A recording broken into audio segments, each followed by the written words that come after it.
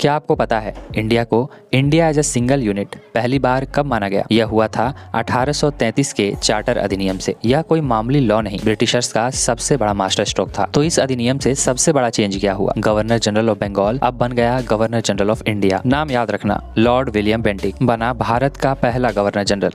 पहली बार पूरा देश एक ही कमांड के नीचे आ गया, यानी फुल सेंट्रलाइजेशन। इस अधिनियम के द्वारा दूसरा बड़ा चेंज क्या हुआ? ये था ईस्ट इंडिया कंपनी का बिजनेस स्टेटस खत्म।